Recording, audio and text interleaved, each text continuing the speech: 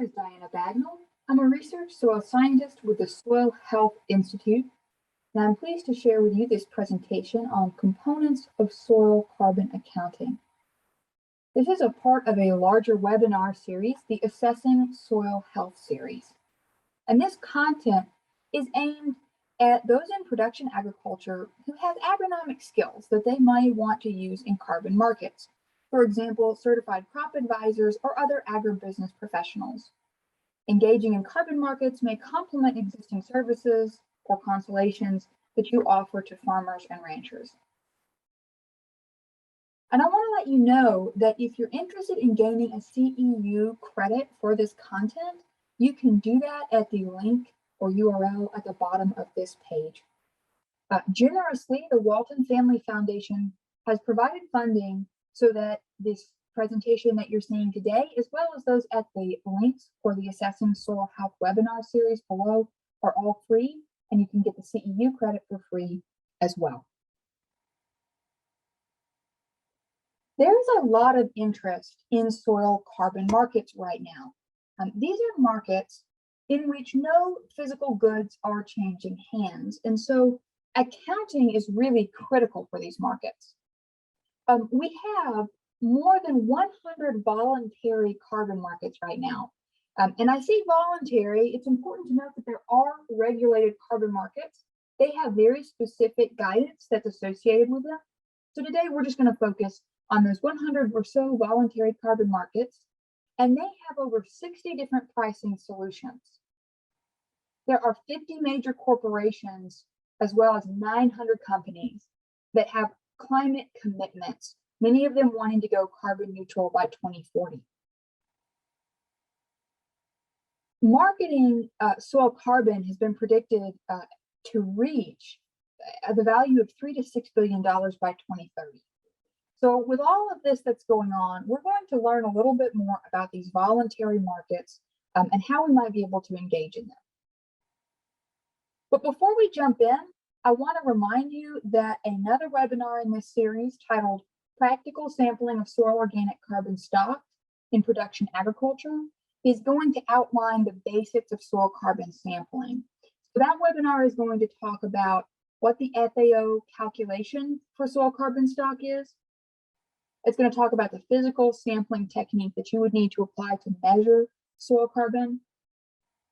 And it's going to discuss the effects that spatial variability is going to have on the outcomes of carbon stock estimation. We're going to get to a little bit of how that variability can come into play in terms of the market today, but I encourage you to watch this webinar for more details. Where we are today is starting with the assumption that some management practice has been applied and it has increased over some period of time soil organic carbon, and we're going to measure that or express it in the units of megagrams of carbon dioxide equivalent. That's what that E stands for, equivalent. And a megagram is equal to 1 metric ton. So if you're more familiar in metric tons, we're still talking the exact same unit. 1 megagram of CO2e is 1 metric ton of CO2e. And here I have just a picture of a practice that builds soil carbon. We have soybeans that are growing through a rye cover crop. And so that's an example of something that might build the soil carbon stock. Let's start out with some very basic concepts about why markets exist to begin with. We talked on the first slide about the many different institutions or entities that have carbon commitments. So let's suppose some commitment is made by this entity A. They want to account for their emissions. Maybe they want to do that because there's regulation like cap and trade, but perhaps they want to do it from a voluntary commitment as well. How can they go about it? Well, the first thing we have to know is how much carbon dioxide equivalent they emit. Let's just pick 100 megagrams of carbon dioxide equivalent as the amount that entity A emits every year. One thing that they can do is they can reduce their emissions. So here we have 100 megagrams. Let's imagine we had only 50. That would mean that entity A had perhaps improved their manufacturing process or the equipment that they had, and now they are going to be reducing the amount to 50 megagrams each year. That's great, but suppose entity A can't really pragmatically reduce their emissions anymore. Well, one thing they can do is inset. So insetting means that somewhere in the supply chain of entity A, within their same entity, they're able to store 50 megagrams of carbon in the ground. Now, in this simple example, entity A started with 100 megagrams, and they reduced their emissions by 50 megagrams, and then stored another 50 megagrams within their supply chain. So they are now net zero, because 100 minus 50 is zero. Now, let's take another example, however. Entity A in our new scenario is still emitting 100 megagrams, and it's really impractical for them to store carbon in their supply chain or to reduce their emissions. What can be done? Well, a separate entity, let's take an example, call it entity B. Maybe this is someone who is engaged in agriculture, and they can store 100 megagrams of carbon dioxide equivalent a year as well. What can be done is that through a carbon market, they can trade. So they transfer 100 megagrams of carbon dioxide equivalent in offsets to entity A, who in turn pays money to entity B, and thus we have a carbon market. Again, entity A purchases the 100 megagrams of CO2 equivalent in offsets that accounts for their 100 megagrams of CO2 emitted, and this is a carbon market. So we talked about reducing emissions. In a perfect world, we could all just stop emitting, or we'd reduce emissions a lot, and that would be ideal. But in a world where that's difficult, we have these two other options of offsets and insets. So let's talk a little bit more about offsets, insets, and how they're different. Carbon offsets are developed for a carbon market. They are sold, and so they pass from one entity to another. However, carbon insets are accounted for within the value chain of a single entity. They don't change hands. There's more variety in what can count as an inset because of this. And let me give just an example. If we don't think about carbon, we think about another situation.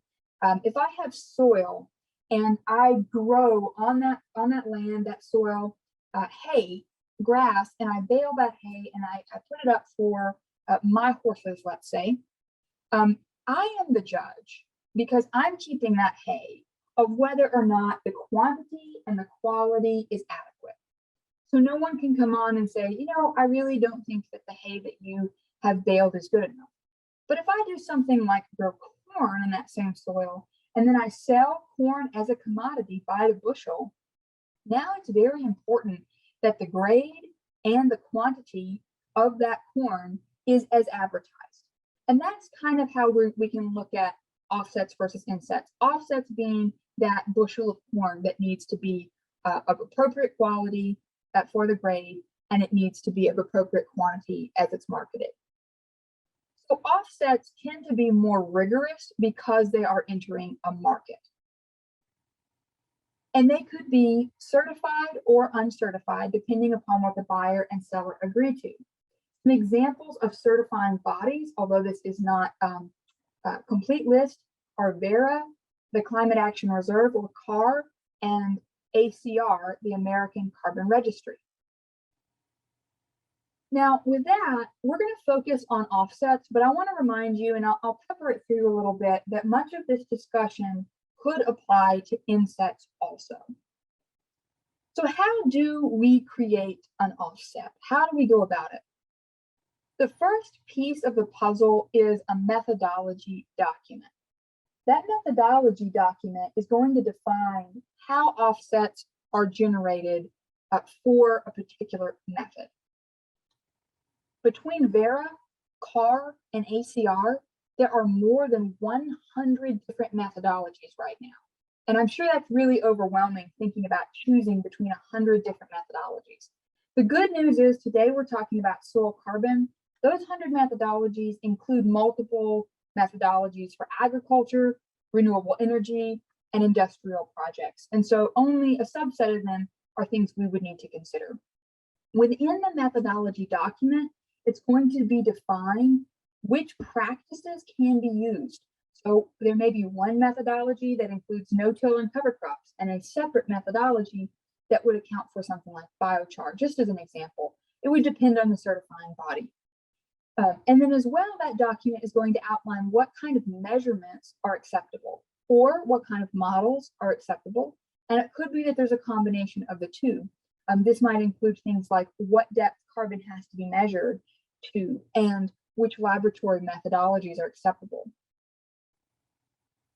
If there aren't methodologies that work for you, you can work with a certifying body to create new methodologies, but it is time consuming and can be costly. And so it really needs to be something that you get on as soon as you're able to, if possible. And it needs to be something that is going to provide adequate value back to make it worth that time and cost. What I'm going to do now is talk through 4 terms or components of the offset methodology document. These terms are going to come into play. They may be mentioned specifically, or they may just influence how the methodology is written. And so it's really useful to know what they are. If you've been around this carbon market space at all, you've probably heard the term additionality. Now, the word additionality has to do with the fact that in order to reduce the concentration of greenhouse gases that are in the atmosphere, we have to remove additional carbon from the atmosphere. And remember, the goal of carbon markets is to draw down the amount of greenhouse gas concentration that's in the atmosphere today. So if this is going to happen, we need new carbon or additional carbon that's coming out of the atmosphere, and it needs to be as the result of an intentional practice change. That is a really important phrase there, intentional practice change. So you've got to have a plan for how this is going to benefit the Earth in general as we look at drawing down carbon out of the atmosphere. This means that previously enacted practices probably don't count. So if you went to no-till and cover crops on all of your acreage 10 years ago, you're not really a good candidate to use that stored carbon to participate in a carbon offset market. In fact, I recently heard some concerns around a group in a particular country who stored a great deal of soil carbon, and it's been several decades since that was done, and they're attempting to market it. And there's concern around that because that carbon's already out of the atmosphere. And so the new companies who want to reduce their emissions aren't really helped by buying that legacy carbon. Having said that, there are buyers who are interested in purchasing vintage credits. And this is because they feel that it's important to support those early adopters of soil health management practices who've stored soil carbon. And though this can be kind of tense, I want to just step back and think about this as a system. Soil health management practices that increase soil carbon have been shown to increase farm profitability. And that's not accounting for carbon markets or other payments. So I encourage you to take a look at soilhealthinstitute.org/economics to look at 100 interviews with corn and soy farmers in 9 different states in the Midwest to kind of see how the benefits were breaking out. We found that using soil health management practices of no-till and cover crops was more profitable for these farmers. So those who have been early adopters of soil health management practices are certainly benefiting from them and will continue to do so. So we'll move on now from additionality and talk about the next term to know, and that is permanence. Greenhouse gases that are emitted this year in 2022 will remain in the atmosphere in 2023 and 24 and so on and so forth. And so if we're going to really offset them in the real world, then we need that to have that stored carbon that offsets them also remain stored in the same way that the emissions remain in the atmosphere. This means practically that the soil health management practices we implement also need to continue and be permanent. However, definitions for the duration of permanence do vary. Historically, in certain carbon markets, for example, forestry, it was common to have 100 years be considered permanent. For soil carbon, it looks more like it's coming down in the order of 10 to 20 years, which is still a long time to commit to a practice. But these soil health management systems need to be in place and permanent, so to speak, for the duration that's laid out in the methodology document for the methodology that you choose. Another term besides additionality and permanence is the idea of leakage. Leakage means that when action sequesters carbon in one location, but it increases emissions elsewhere. This has been looked at more at a global scale. If one country, for example, stops manufacturing and therefore emitting, but buys more from another country who emits that carbon elsewhere, that would not actually help anyone because those emissions would still be going into the atmosphere. However, we can think about this as well on a field or farm scale. If we had one field that we were removing a great deal of biomass from in order to put it into and be stored on another field on our farm, we really wouldn't be on balance benefiting the atmosphere.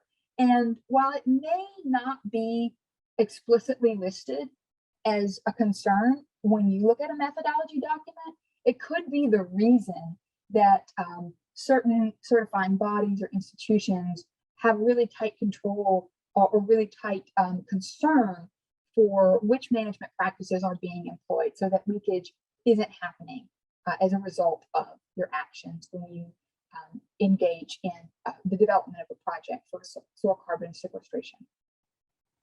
So this needs to be considered at the outset rather than waiting till the end of the project, and likely it will have come into play in developing the methodology document. Next, I want to talk about measurement, reporting, and verification, and those items are going to be outlined in a protocol in the methodology document. Often we shorten this to MRV, measurement, reporting, and verification. This is going to outline in a protocol which measurements are acceptable, which models can be used, or if there's a combination, it may outline that as well. And at this point, I want to mention something important about models and measurement in terms of the way they're used to verify soil carbon. In general, modeling is cheaper and faster than actually going out and measuring soil carbon. And so there can be some savings associated with those protocols that allow you to model the effects of management practice rather than measuring its effects actually in the field. However, you need to be aware that there's such a thing as discounting for uncertainty. Because no volume of carbon actually changes hands and can be weighed, it is the measurement of that carbon in the field or the models that predict it that lead to the amount of certainty we have that we actually exchanged that volume of carbon. And so if it gets too uncertain, let's say, for example, in our first walkthrough where we were looking at entity A who emitted 100 megagrams of carbon dioxide equivalent, so they wanted to purchase 100 megagrams of carbon dioxide equivalent.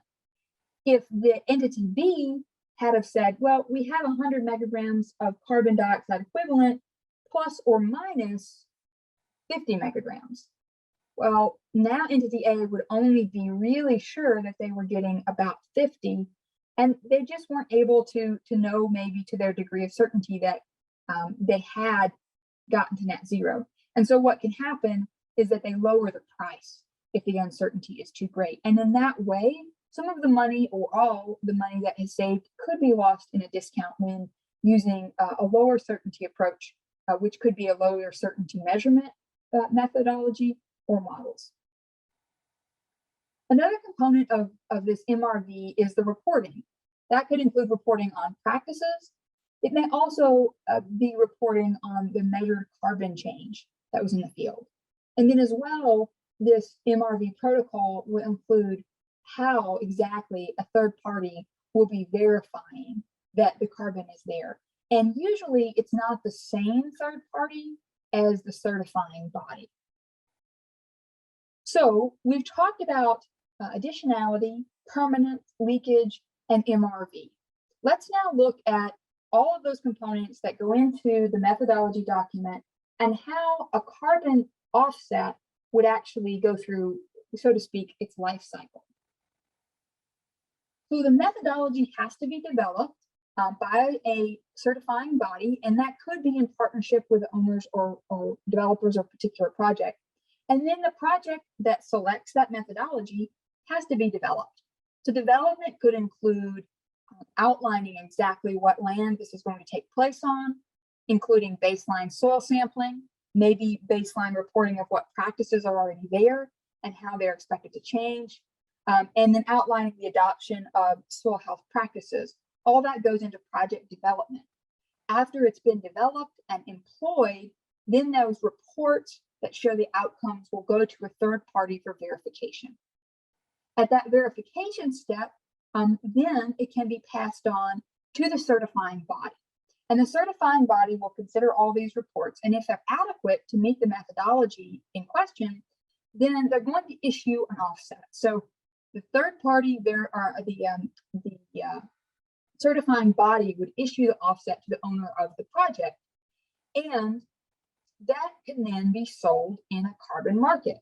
That may be purchased by the individual, the entity who wants to get to net zero themselves, or it could be that they're purchased by a broker or a trader, someone who wants to sell the offset again.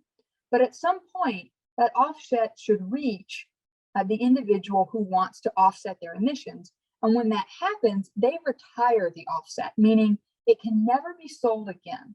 And that's really important because if we don't retire the offset, if we can sell it and credit it against the emissions of multiple entities, that would be double counting, and it would invalidate the concept of additionality. So those offsets are permanently credited to that particular entity. Let's talk a little bit more about project development. There are many players. I've kind of listed them quickly in the last slide, but I want to go over a little bit more and give some examples. Owners of a project could include the owners of the land. It might include the farmers who are farming the land or ranchers as well, or some combination of landowners and farmers. Then there are developers. It could be someone who is, all they do is develop carbon offsets, or it could be someone who has other jobs as well. We'll talk about that more in a moment. As well, there are validators, and in some cases, there are brokers and traders. So where in this list of individuals might you as a professional fit in? Well, it's possible that you could fit into many of those categories. Some of you may be project owners, and others of you might be looking to broker or trade. But I think the focus really today is on project development. So this could look like for an agronomic professional, for a certified crop advisor, that in developing a project, you would recommend a methodology from a certifying body. And that could look like maybe you have clients already who are farming and ranching, and they are the owners of that project. And you want to look across the different certifying bodies to find a methodology that makes sense to store soil carbon in your particular geography and climate and soils. And then you would plan and implement how soil carbon was being monitored. And our previous webinar on the measurement of soil carbon could be a help there in planning some practical ways to measure soil carbon. As well, you would be the person who had expertise to prepare reports, and those reports could assist in the verification of offsets. What might go into those reports are the measurements themselves, as well as their timing, practices that were implemented, and those kinds of things. As well, you might choose to interact with brokers or traders to assist in the sale of that carbon credit once it's been verified and certified. The key to all of this is local agronomic knowledge, knowing what soil health management systems are really going to work. And I think this is important because if carbon markets are going to be successful at a large scale, then a great deal of quality agronomic knowledge is going to need to be applied so that soil health management practices that work in that location, in that geography for those climates are really applied. Now, I'd like to remind you that a lot of this could be applied to insets as well. And so you could help those entities who want to inset value into their chain as well. And I can't overlook that those of you who are already working in this space and want to add soil carbon markets as a part of the portfolio that you offer to your clients, if you've been working with them for a while, you have the trust of a project owner, which I think is an advantage over those who do nothing but already look at developing soil carbon projects. So that's something that I think is important because there's so much diversity of these projects. Having someone with your best interest and the interest of your whole farm in mind is critical. And on that idea of the whole farm, I want to talk now about not losing a whole focus that includes soil health rather than just carbon. Carbon is important. We don't have to choose between soil health and soil carbon, but having a holistic focus is going to provide resilience. In this graphic, in this picture here, on the right-hand side, you see ponded water that's flowing off the field, damaging crops, carrying expensive nutrients away, and producing sediment that's going into nearby waterways. While on the left-hand side, you have a soil health management system with residue on the ground, allowing water to infiltrate and be stored for use in the crops. We're protecting our waterways, and we're benefiting both on-site and off-site. So just, a story that many of you have heard before, that soil health focus is going to allow us to have erosion control, drought resilience. When we think about the off-site consequences, mitigating floods and improving water quality, as well as on-farm focus of farm profitability and the social aspects that go with this, having more time because you're not out there on the tractor, having the resilience of that soil that's going to be able to be passed on to future generations. All of these things are things that to keep in mind as we look at soil health management systems in a holistic way and apply them as a part of this carbon market framework as well. To recap what we've learned today, offsets are sold in markets, whereas insets remain in the value chain. In voluntary markets, offsets may be certified or uncertified. A key piece is the methodology document, and it's needed for certified offsets. Project developers and owners work together to develop and report on the projects for offsets. Third parties are going to verify, and then a separate third party will issue offsets for certification purposes. CCAs and other ag professionals can engage in carbon offset markets in many ways, as well as in setting, but one of the key ways I'd highlight today is through project development. You have local agronomic knowledge, and you can provide the planning, implementation, and reporting for agronomic practices that's needed to underpin successful adoption of carbon markets in a voluntary space. As I close, I'd like to thank once again our sponsor, the Walton Family Foundation, for making this content free of charge. And I'll remind you, if you want to take the continuing education credit that is consistent with this material, to go back to the beginning of this presentation and look for the website URL where you can go and do that. That's also provided free of charge, courtesy of the Walton Family Foundation. With that, I thank you for your time. And if you have specific questions about today's content, you can email me at dbagnall@soilhealthinstitute.org. Thank you.